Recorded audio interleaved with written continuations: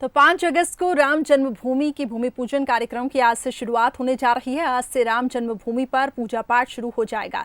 ये कार्यक्रम 3 दिन तक चलेगा। कार्यक्रम में सभी प्रकार के अनुष्ठान होंगे। तो वहीं आज उत्तर प्रदेश के सीएम योगी आदित्यनाथ भी अयोध्या का दौरा करेंगे।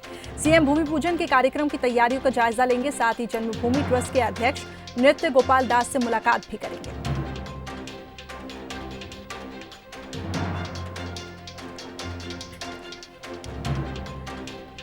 आज यानी कि 3 तारीख, आज से पूरे कार्यक्रम की तैयारियां शुरू हो चुकी हैं और आज विभिन्न तरह के अनुष्ठान होंगे। राम की नगरी पूरी तरीके से सज चुकी है। दुल्हन की तरह अयोध्या को सजाया गया है और आज से पूरे कार्यक्रम शुरू होंगे।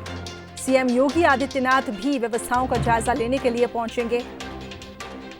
चलिए, इस खबर पर अधिक जानकारी के लिए हमारे साथ अंचल सीधे अयोध्या से जुड़ चुके हैं। अंचल, सबसे पहले तो हमें वहां की तस्वीरें दिखाएं। पूरे कार्यक्रम की शुरुआत हो चुकी है। क्या कुछ इस दौरान देखने को मिलेगा? 5 तारीख को भूमि पूजन है, तब तक कौन कौन से कार्यक्रम होंगे?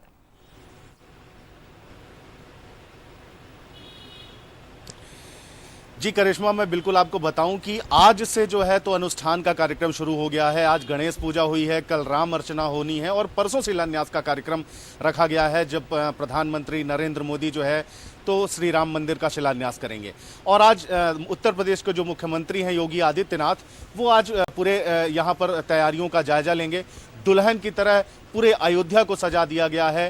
राम नाम के रंग में पूरी तरह से अयोध्या जो है वो रमी हुई है। और अभी हम जिस जगह पर खड़े हैं करिश्मा, मैं आपको बताऊं, ये जगह कहलाती है कार्यशाला। कार्यशाला वो जगह है जहां पर पिछले 30 वर्षों से पत्थर तरासे जा रहे थे राम मंदिर निर्माण के लिए। मतलब 30 साल पहले से ही 1989 और 1990 से ही यहां पर लगातार राम मंदिर बनेगा, इसकी आस लगाए पत्थरों को तराशने का काम चल रहा था। मैं आपको दिखाता हूं, अपने दर्शकों को दिखाना चाहूंगा। यहां पर ये ईंटें हैं जो पूरे भारतवर्ष से और या इवन विदेशों से भी राम मंदिर के लिए भक्तों द्वारा भेजी गई थी। ये वो ईंटें हैं जिनकी यहां पर पूरी शिला पट्टी बनाई गई है, इनको रखा गया है और इनका उपयोग ये राम मंदिर बनाया जाए उसके लिए पूरे देश भर से भेजी गई थी। कई भाषाओं में इसमें अपने अपने तरीके से श्री राम लिखा हुआ है। कोई तमिलनाडु से है, आंध्र प्रदेश से है, केरल से है, उत्तर प्रदेश से है, मध्य प्रदेश से है।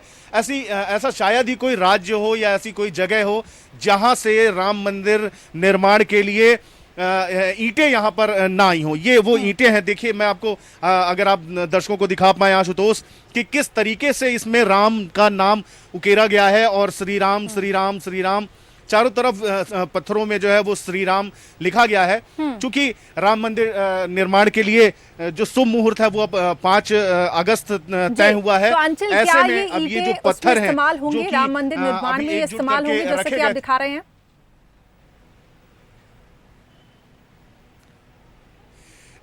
देखिए करिश्मा, मैं आपको बताऊं कि अभी जिस तरीके से राम मंदिर का नक्शा बना है, जो जिस तरीके का वो बना है, उसमें किसी भी तरीके का पिलर या किसी भी तरीके के ईंट का उपयोग नहीं किया जाना है, क्योंकि वो विशालकाय पत्थरों में नक्काशी करके तैयार किए गए हैं और उन्हीं पत्थरों से ही उनके स्तंभ तैयार किए जाने हैं, उन्हीं पत्थरों से उनके छज्जे तैयार किए जाने हैं, उन्हीं पत्थरों से चबूतरे बनाए जाने हैं, उन्हीं पत्थरों से सारा सब कुछ बनाया जाना है।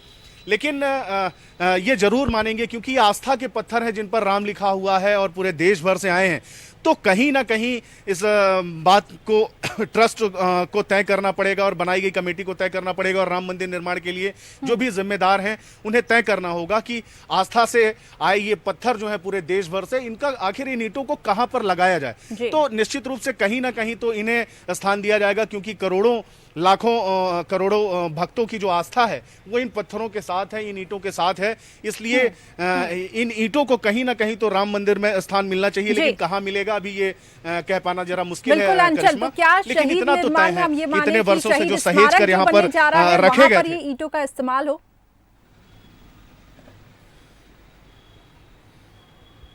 हाँ, निश्चित रूप से करिश्मा, बिल्कुल आप सही कह रही हैं कि जो शहीद स्मारक बनना है उसमें भी इन पत्थरों का उपयोग किया जा सकता है। और देखिए लोगों ने किस तरीके से इसमें बाकायदा रामशिला 1989, मतलब 1989 में जब जिस दिन से राम मंदिर निर्माण की कल्पना शुरू हुई थी, उसके बाद से ही लोगों ने किस तरीके से ये मान लिया था कि राम मंदिर बनेगा। और उसी का ये नतीजा है करिश्मा, मैं आपको बताऊं, इसी का ये नतीजा है कि लगभग 30 वर्षों से, मैं सामने आपको दिखाना चाहूंगा, मैं अपने कैमरा पर्सन से चाहूंगा कि वो दिखाएं सामने ये जो स्तंभ रखे हुए हैं, ये जो स्तंभ रखे हुए हैं ये भी राम मंदिर निर्माण में जो है तो उपयोग किए जाने हैं।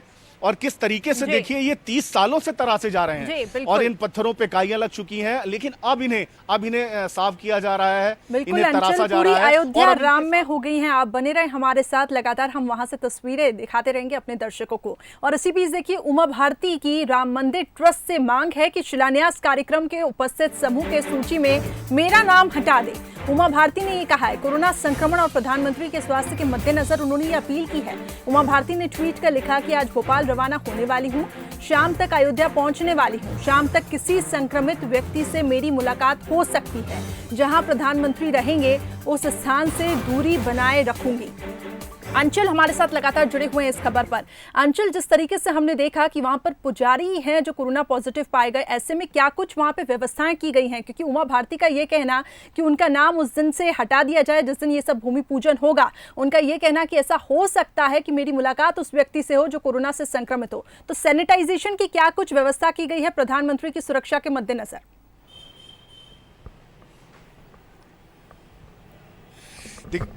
देखिए करिश्मा, मैं आपको बताऊं, यहाँ पर अगर सुरक्षा व्यवस्था की हम बात करें और कोरोना के लिहाज से अगर हम इस बारे में बात करें, कोरोना के लिहाज से अगर हम बात करें तो निश्चित रूप से यहाँ पर सैनिटाइजेशन की पर्याप्त व्यवस्था है। हर आधे 1 घंटे में यहाँ पर साफ सफाई की व्यवस्था की जा रही है। और आज गणेश, चूँकि हमारी सभ्यता में ये मान्यता है कि किसी भी शुभ काम की जो शुरुआत है वो गणेश आरती या गणेश पूजा के साथ होती है।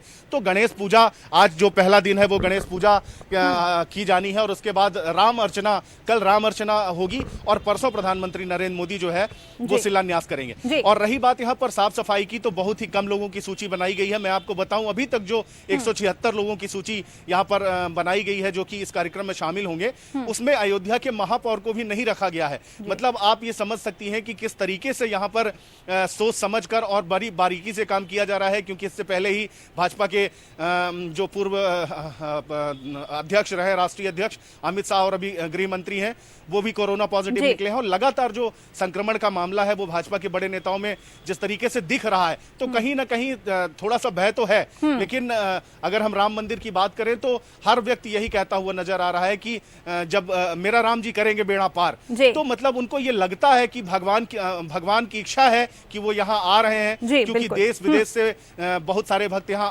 आना चाह रहे थे, लेकिन कोरोना के कारण यहाँ पर कोई भी नहीं आ पाया। अंचल, सुरक्षा के माकूल इंतजाम किए गए हैं और उमा भारती के भी इस ट्वीट से समझा जा सकता है, जिस तरीके से आप बता रहे हैं कि 176 लोगों की सूची और महापौर का भी नाम इसमें इंक्लूड नहीं किया गया है, तो यानी ये माने कि पूरा इंतजाम सुरक्षा का किया गया है।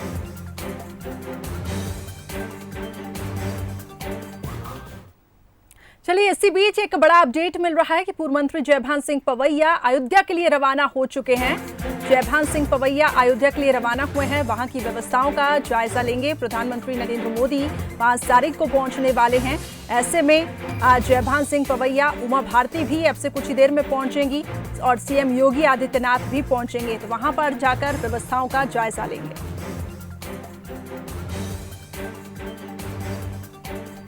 तो जयभान सिंह पवैया अयोध्या के लिए रवाना हुए हैं और कार्यक्रम में शामिल होने के लिए उनका ये दौरा काफी महत्वपूर्ण, और अब से कुछ ही देर में उमा भारती भी शामिल होंगी, वहां पहुंचेंगी। और इसके बाद सीएम योगी आदित्यनाथ भी आज अयोध्या दौरे पर हैं।